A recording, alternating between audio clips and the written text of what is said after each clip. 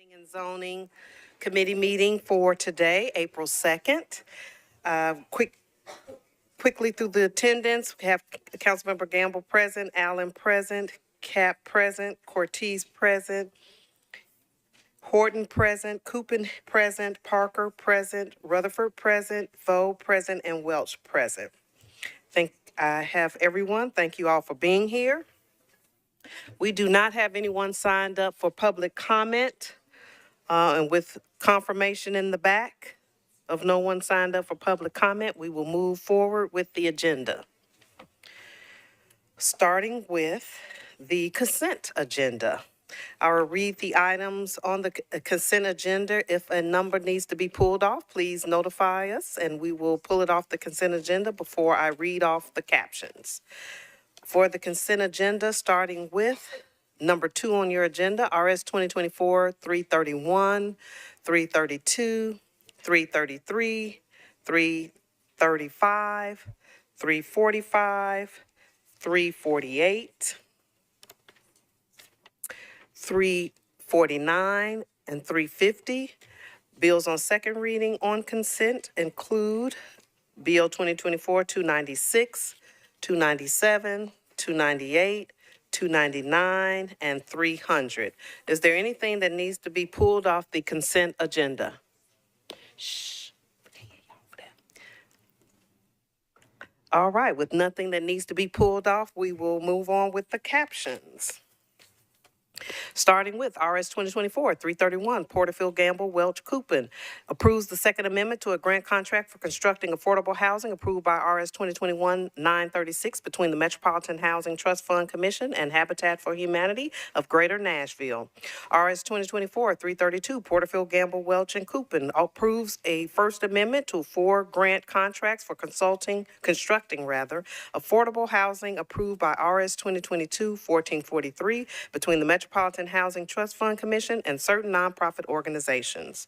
RS 2024-333, Porterfield, Gamble, Welch, and Coopin approves the Second Amendment to a grant contract for constructing affordable housing approved by RS 2022-1443 between the Metropolitan Housing Trust Fund Commission and Inspiritus, Inc. RS 2024-335, Porterfield, Gamble, Welch, and Coopin approves the First Amendment to a grant contract for constructing affordable housing approved by RS 2022-1444 between the Metropolitan Housing Trust Fund Commission and Pathway Lending. RS 2024-345, Porterfield, Gamble, Parker approves a preliminary engineering agreement between CSX Transportation, Inc., a Virginia corporation with its principal place of business in Jacksonville, Florida, and the Nashville Department of Transportation and Multimodal Infrastructure to facilitate the development of bridge repairs and painting at Walton Lane, Hart Lane, Division Street, Woodland Street, Nashville Zone, and Nashville Terminal Subdivision. RS 2024-348, Welch, Gamble, Parker amends Ordinance BL 2022-1514 of the Metropolitan Government to acquire permanent and temporary easements through negotiation, condemnation, and acceptance of the Radnor Street Stormwater Improvement Project for 9 properties located at Radnor Street, Morton Avenue, and Timmons Street. RS 2024-349, Coopin, Gamble, Parker amends ordinance number BL 2022-1096 to authorize the Metropolitan Government to modify the linear feet of water main and fire hydrant assembly being abandoned and accepted, and to accept steel casting pipe for property located at 804 14th Avenue North. RS 2024-350, Coopin, Gamble amends ordinance number BL 2022-1094 to authorize the Metropolitan Government to accept additional sanitary sewer main, sanitary sewer manhole, and steel casing pipe for property located at 806 16th Avenue North, also known as Lofts at Marathon. Bills on second reading. BL 2024-296, Coopin, Gamble, Parker authorizes PR Peabody Union Apartments owner LLC to construct and install an underground encroachment at 30 Peabody Street. BL 2024-297, Coop Gamble Parker amends the Geographic Information System Street and Alley Centerline layer for metropolitan government by abandoning a portion of Russell Street right-of-way and utility easements between Interstate Drive and South First Street, and a portion of South Second Street right-of-way and utility easements between Woodland Street and Victory Avenue. BL 2024-298, Styles Gamble Parker authorizes the metropolitan government to accept new public water and sanitary sewer mains, fire hydrant assemblies, sanitary sewer manholes, and easements for property located at 2215 Edge O Lake Drive, also known as Cannon Ridge Phases 4 and 6. Bill 2024-299, Coop and Gamble Parker authorizes the metropolitan government to abandon an existing public sanitary sewer main for 5 properties located at Peabody Street, 3rd Avenue South, and President Ronald Reagan Way, also known as 2nd and Peabody. And finally, BL 2024-300, Vo Gamble Parker authorizes the metropolitan government to abandon existing public water and sanitary sewer mains, sanitary sewer manholes, and easements, and to accept new public water and sanitary sewer mains, sanitary sewer manholes, relocation of fire hydrant assemblies, rehabilitation of existing sanitary sewer main, realignment of existing water main and sanitary sewer manholes and easements for 13 properties located on Martin Street, Humphrey Street, and Brown Street, also known as WeHo Phase 3. May I have a motion for the consent agenda? Moved and properly seconded. Is there any discussion? All those in favor say aye. Any opposed? Any abstentions? Thank you. Motion for the consent agenda carries. And we will move on to items not on consent, starting with number 1 on our agenda, RS 2024-270 by Coopin, Porterfield, Gamble, and others, authorizes a memorandum of understanding related to the proposed development of a multi-use performance space for the Tennessee Performing Arts Center on East Bank, property owned by the Metropolitan government. May I have a motion? Moved and properly seconded. Any discussion? Councilmember Coopin. You are recognized. Thank you, Chair. I'd like to move for a 1-meeting deferral with a brief comment. All right, move for a 1-meeting deferral. May I have a second? All those in favor? Oh, I'm sorry, with the brief discussion, we'll get to this comment. Very, very brief mention in the earlier meeting, but plan is to move it through.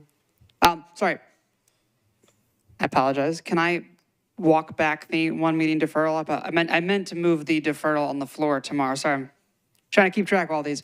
I want to have the discussion on this today in the committees and then move for the deferral tomorrow. So you want to withdraw? I'd like to withdraw my 1-meeting deferral. That was the April Fool's joke. I know I'd bake one in there somewhere. April Fool's, no 1-meeting deferral. Nice. Bob was about to jump over the desk and tackle me. So rewinding, I would like to have discussion and move for the approval today, but we'll be moving for the deferral on the floor tomorrow. With no objection, we will move for what you're wanting to do. Okay, for approval. Thank you. May I have a second? Thank you. The bill has been moved and properly seconded. Would you like the discussion now? Yes, please. Okay. Councilmember Allen. Thank you. I just had one planning question, which was, could somebody just talk a little bit about where the pedestrian bridge ends up landing and where the access will be to? Would someone from the planning table like Or it might be someone for the administration table. Okay. We will go to the administration table. Thanks, Chair. So on the TPAC parcel E, the agreement calls for TPAC to provide one bike access that doesn't require bikers to dismount, and then pedestrian access too.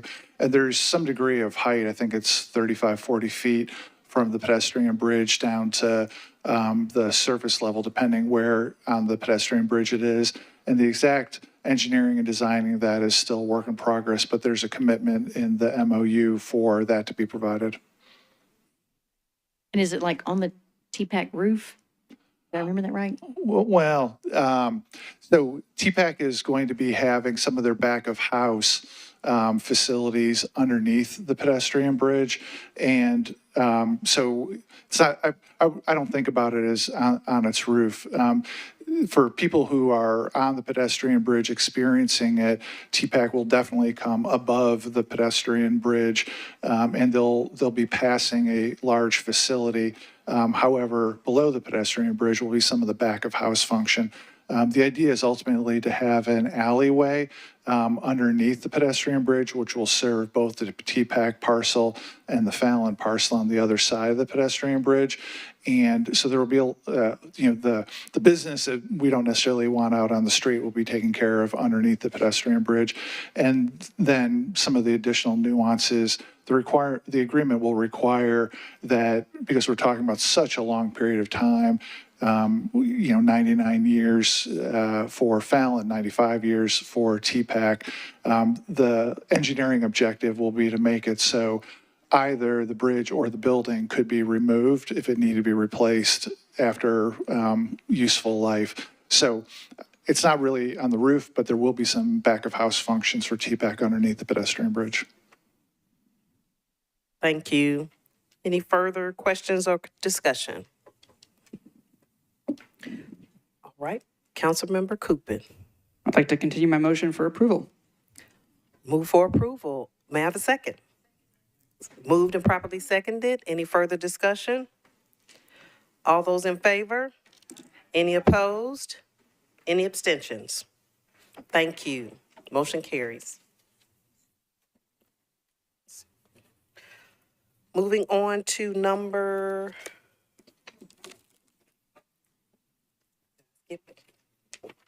5. Thank you. Number 5 on your agenda, RS 2024-334. Porterfield, Gamble, Welch, and Coupin approves the First Amendment to 4 grant contracts for constructing affordable housing approved by RS 2022-1443 between the Metropolitan Housing Trust Fund Commission and certain nonprofit organizations. We have a substitute on this bill by Councilmember Porterfield. Councilmember Porterfield, would you like to move your substitute? Thank you for recognizing me, Chair, even though I'm not on the committee. I would love if we could get it moved by anybody on the committee. Thank you. The substitute has been moved and properly seconded. Is there any discussion?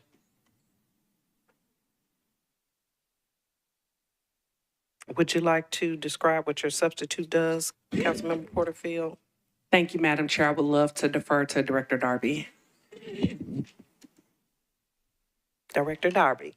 The substitute is housekeeping in nature. There were actually 5 amendment contracts that need to be amended, and the substitute adds that 5th contract and changes the caption accordingly. Thank you. Any further questions or discussion on the substitute? All right, the substitute has been moved and properly seconded. All those in favor of the substitute say aye. Any opposed? Any abstentions? Motion carries. Now we are on the bill as substituted. May I have a motion? And a second? Thank you. Moved and properly seconded. Any discussion on the bill as substituted? All those in favor, say aye. Any opposed? Any abstentions? Thank you. Motion carries. And we will move on to number 11 on our agenda, Bill 2024. I think. Bill 2024-258, Coupin, Porterfield, Gamble, and others declares a surplus of certain real property and authorizing the Metropolitan Government's execution and delivery of a master development agreement and ground lease agreements related thereto, an amended and restated site coordination agreement, a campus operations and use agreement, a declaration and other documents and agreements relating to the development of a portion of the East Bank Stadium. May I have a motion? Moved and properly seconded. We have several amendments on this bill, and we will start with amendment number 1 by Councilmember Coupin. I would like to move approval of amendment number 1 with a brief discussion. And you are on this committee, so moved and properly seconded. Let's go with your discussion. Thank you, Chair. This is the administration amendment that just clarifies a number of different exhibits and language that was needed to be in the initial agreement that was either not included in the first pass or drafted after the first documents were filed. And so very supportive of this amendment and appreciative to the administration for their hard work on this deal. Thank you for the explanation. Are there any comments or questions on amendment number 1? Without further discussion, all those in favor say aye. Any opposed? Any abstentions? Thank you. Motion carries. Now moving to amendment number 2 by Councilmember Porterfield. You are recognized. Thank you, Madam Chair. If we could get someone from the committee to make a motion, I would love to explain what it does. Moved and properly seconded. Thank you, Madam Chair. This is an affirmative marketing amendment. Basically, we know that a lot of people in our city are going to need this affordable housing. We want to make sure that the people who need it most, the most vulnerable communities, know that these resources are available. So this is an affirmative marketing plan, which would ensure that we are going above and beyond to reach those most vulnerable communities, partnering with nonprofits and community organizations to make sure that there are outreach efforts so that these entities know that these units are available. And would you like to add anything, Mr. Mendez? Thank you. Thanks, Councilmember and Chair. The administration is supportive of this amendment. Thanks to the Councilmember for proposing it. All right. Thank you. Is there any further discussion or questions on the amendment number 2? Without further discussion, all those in favor say aye. Any opposed? Any abstentions? Motion carries. Thank you. Now moving on to amendment number 3 by Councilmember Parker. You are recognized. And we need to move your amendment, but you are on the committee. Thank you, Chair. Yes, I'll move Amendment 3. Moved and properly seconded. Any discussion? I'll give you an explanation of what it does. Thank you so much. So this does 5 things. First, it codifies our intent for the streets that are built on the East Bank to be safe and complete streets, and it does that by referencing some design standards, including the Vision Zero Action Plan, Imagine East Bank Vision document, and others. And just making sure, again, that the streets that we're building over here are safe and complete streets. We don't have engineering and all that ready, but we wanted to put some kind of commitment in writing for that. Second thing it does is we've got the 2 affordable, all affordable buildings that are being constructed, I believe 300 units apiece. We are establishing in the second item a floor of how many, I call them family suitable bedroom units there are, so 2 and 3 bedroom units.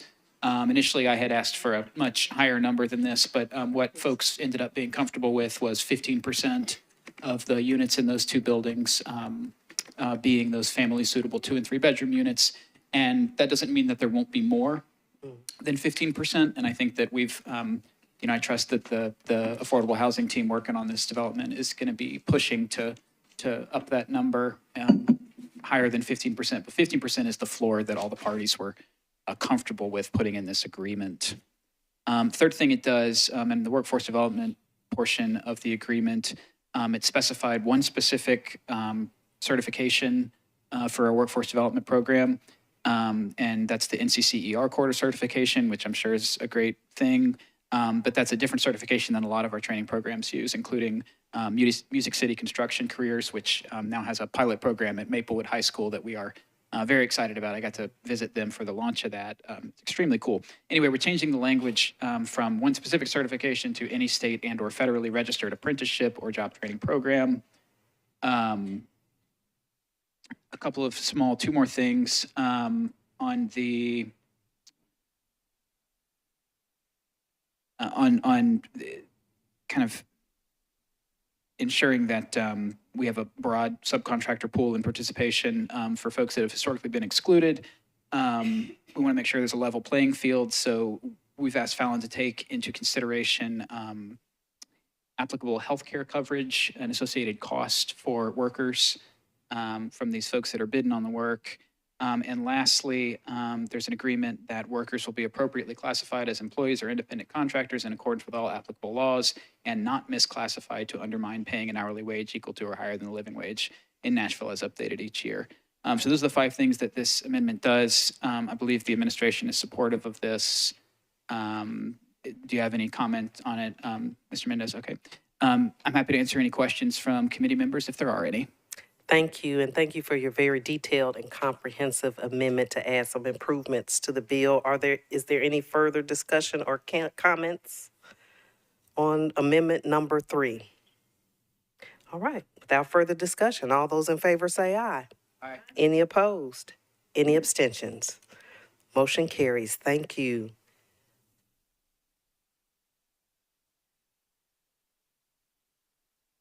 Okay, we have Amendment 4 by Councilmember Sorora, and she is not here. Would someone on the committee like to move? Thank you. Moved and properly seconded. And if we can go to the administration table for an explanation of Amendment 4. Sure, thanks, Chair. In this one, Councilmember Suara was interested in having some statement of the commitment to try to see if the daycare that will be on the campus could examine whether there could be a priority for children that live in the building. And Fallon was able to agree to the language in this amendment, which says that they shall, in good faith, work toward having the initial operator have that priority. This is another one where the administration appreciates the council member bringing it up, and this is a friendly amendment also.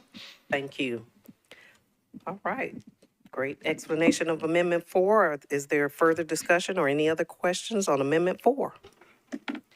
Without further discussion, all those in favor say aye. Any opposed?